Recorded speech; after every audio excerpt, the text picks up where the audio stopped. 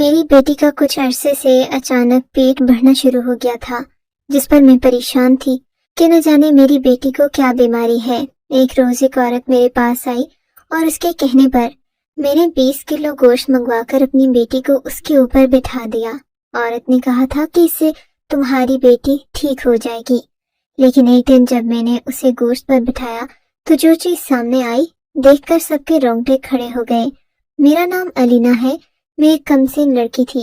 गांव में सभी की आंखों का तारा थी और हर कोई मुझे पाने की तमन्ना करता। इसकी एक वजह मेरी खूबसूरती थी तो दूसरी वजह मेरे अब्बा थे। मैं जिसके भी घर जाती उसकी तो ऐश ही हो जानी थी। खैर, मुझे इन सब चीजों से कोई सरोकार नहीं था, क्योंकि मैं जानती थी होना तो वही है जो अब्बा ने चाहा, तो फजूल में किसी की आशिकी में पड़कर अपना खून क्यों जलाऊं। इसलिए रोज अपनी सहेलियों के साथ नहर किनारे चली जाती। वहाँ पास बाग में मौजूद फलों पर खूब हाथ साफ करते। फल बहुत ही रसीले होते। हम शाम तक वहीं नहर पर ही रहते और रात होने से पहले घर आ जाते। जब मेरी नजर उस लड़के पर पड़ी थी जो हमसे थोड़ी ही दूरी पर आराम से दरख्त के साथ टेक लगाए मुसलसल हमें घूरने में मसरूफ था, मैंने अपनी सहेलियों का हाथ पकड़ा और जल्दी से वहां से भाग आई। उसके बाद कुछ दिन तक तो हमने नहर का रुख नहीं किया, लेकिन फिर सब नॉर्मल हो गया। लेकिन इन दिनों में एक अजीब बात हुई।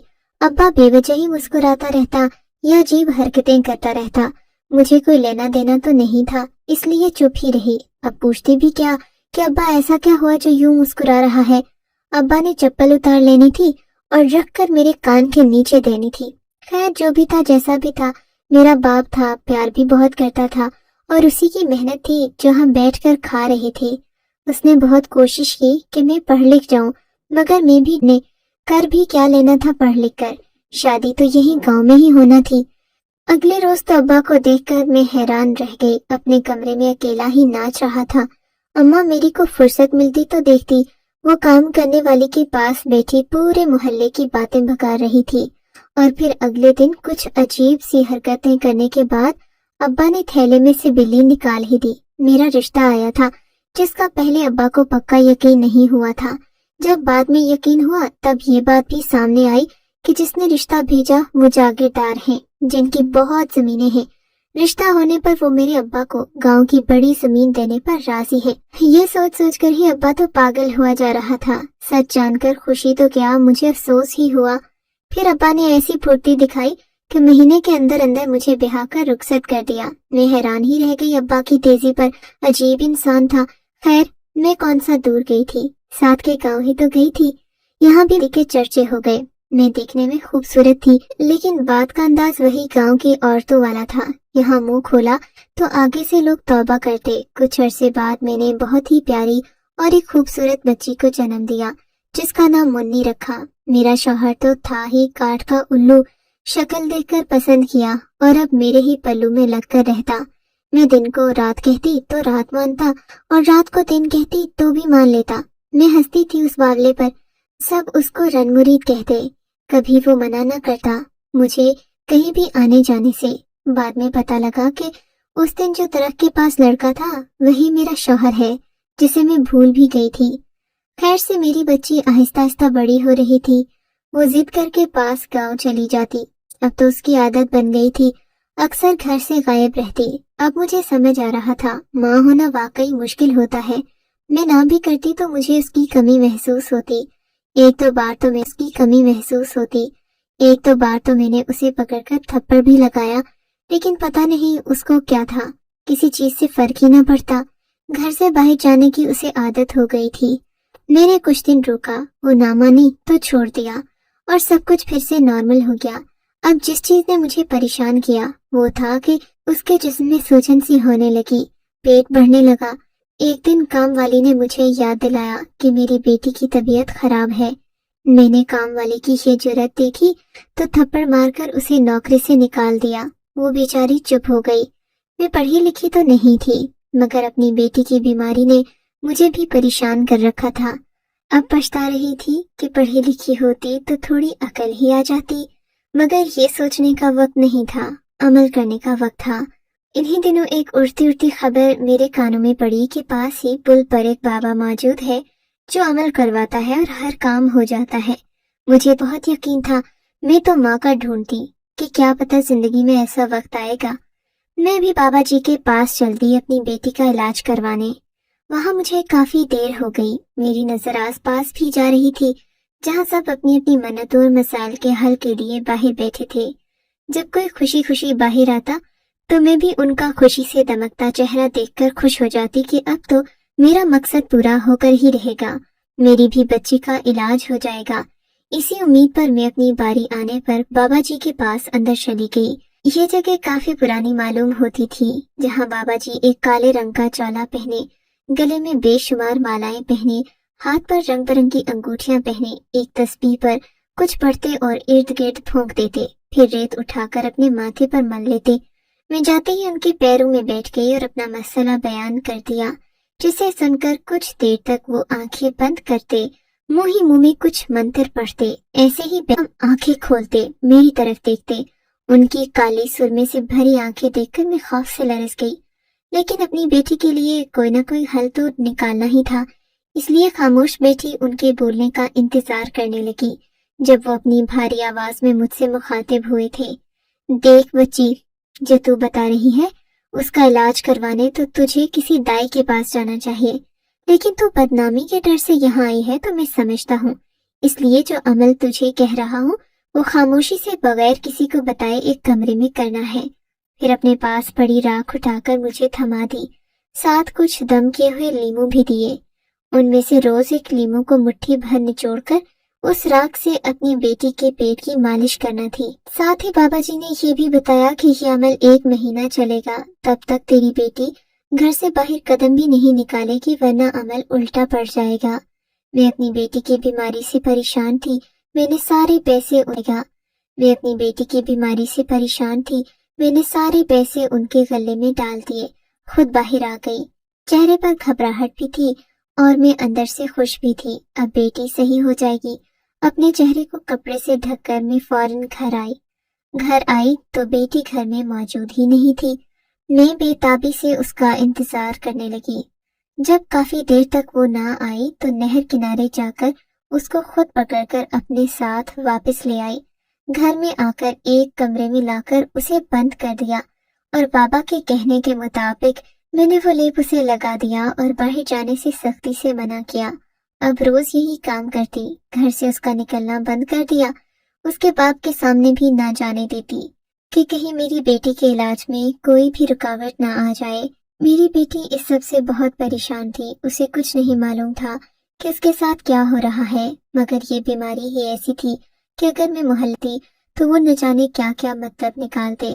बाबा जी ने तो पहले ही ऐसी बात कर दी थी, जिसके बाद मेरा वहां जाने का दिल नहीं करता था, मगर चूंकि मेरे पास इलाज का और कोई रास्ता नहीं था, मैं वही लीमू वाला हर्बा आजमा रही थी। मेरी बेटी की तकलीफ में मगर दिन ब दिन इजाफा होता जा रहा था। अब वो भी इस सब से तंग आ गई थी।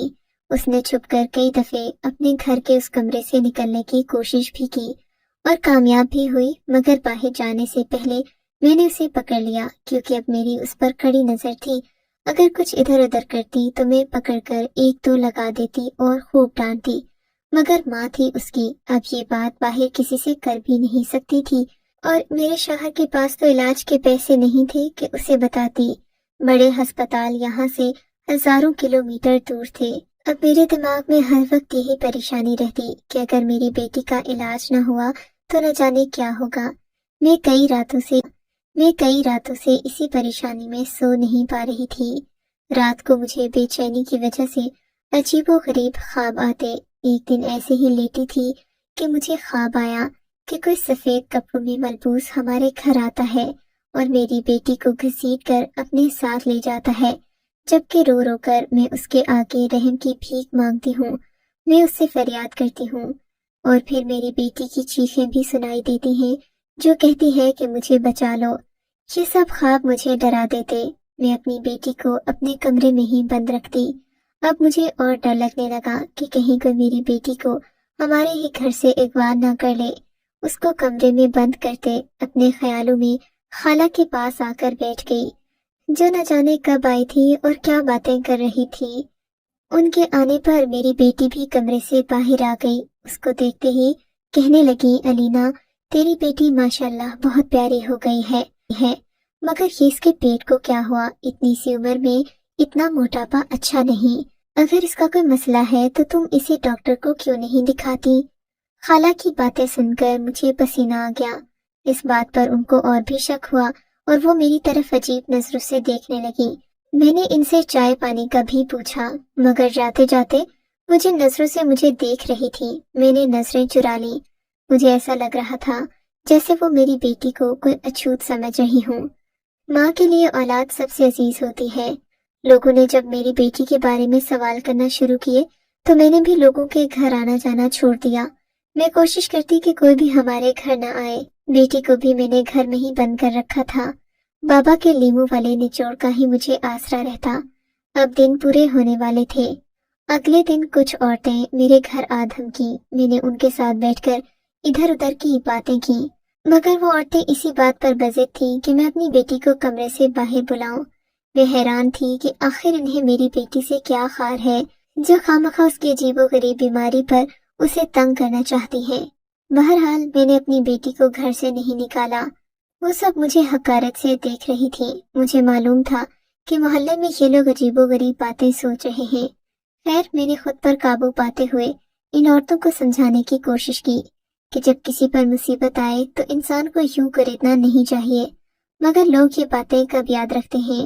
میری بیٹی کی زندگی تو برباد ہو چکی تھی۔ لوگ اس کے بارے میں عجیب عجیب باتیں کرنے لگے تھے، حالانکہ میں جانتی تھی کہ میری بچی معصوم ہے۔ کہ ہمارے گھر آتا اسے تو جیسے تفریح کا ایک سامان مل جاتا۔ وہ میری بیٹی کو دیکھ کر کوئی بات کرتا اور میری بیٹی پریشان ہو جاتی۔ اب تو یہ بات میرے شوہر کو بھی معلوم ہو گئی تھی۔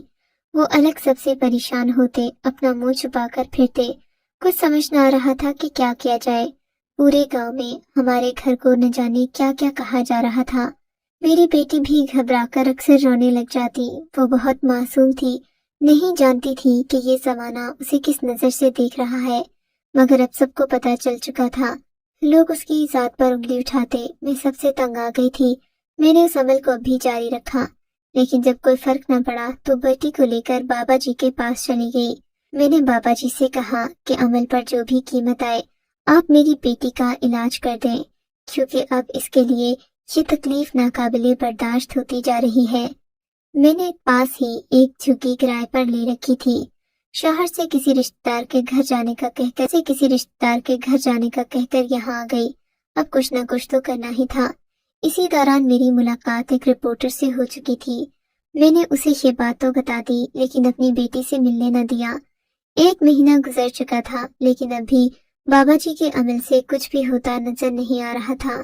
تب میں نے سوچ لیا کہ صبح ہوتے ہی بابا کے پاس جا کر پوچھوں گی کہ آخر وجہ کیا ہے جو اتنا سب کرنے کے بعد بھی میری بیٹی کی تکلیف کم ہونے کے بجائے بڑھتی ہی جا رہی ہے۔ بابا جی نے کہا کہ کل دوبارہ آنا۔ اگلے روز میں ان کے حضور حاضر ہو گئی۔ بابا جی آپ نے کہا تھا کہ اس عمل سے سب صحیح ہو جائے گا، لیکن اب تک اس کا کوئی فائدہ نہیں ہوا، بلکہ میری بیٹی کی تکلیف تو بڑھ رہی ہے۔ لوگ عجیب باتیں کرتے ہیں۔ میری بیٹی کی زندگی کا سوال ہے، پلیز کچھ کیجیے۔ میں کوئی بھی عمل کرنے کے لیے تیار ہوں، بس یہ سب صحیح ہو جائے، ورنہ میری بیٹی کا تو کوئی رشتہ بھی نہیں دے گا۔ ایسی بیماری کے ساتھ ہوتا ہے، بیٹی صبر سے کام لینا پڑتا ہے۔ مجھے لگتا ہے تیری بیٹی پر کسی کا سایہ ہے، اس لیے یہ عمل بھی نہیں کر رہا۔ کل سے میری آنکھ پھڑک رہی ہے، یہ ضرور کوئی طاقتور بلا ہے۔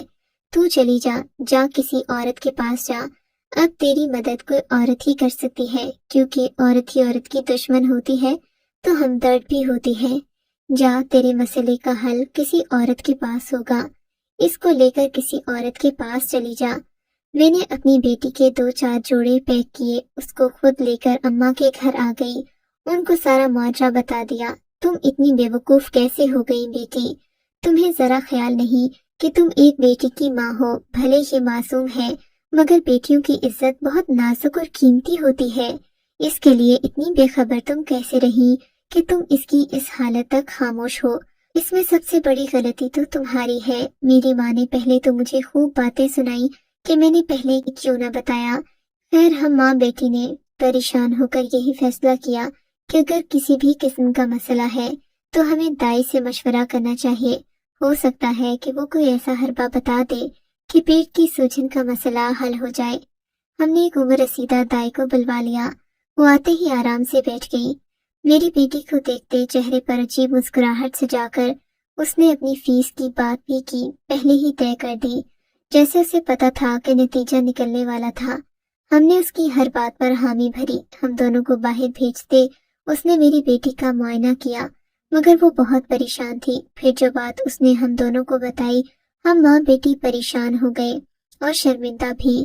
میں نے آگے بڑھ کر اپنی بیٹی کو سینے سے لگا لیا۔ اس نے ہمیں گوشت منگوانے کا کہا۔ میں نے گوشت منگوا لیا، کمرے میں ایک بیٹی کو بلایا اور ہمارے سامنے اسے گوشت پر بٹھا دیتی۔ اس گوشت سے تیز خوشبو آتی۔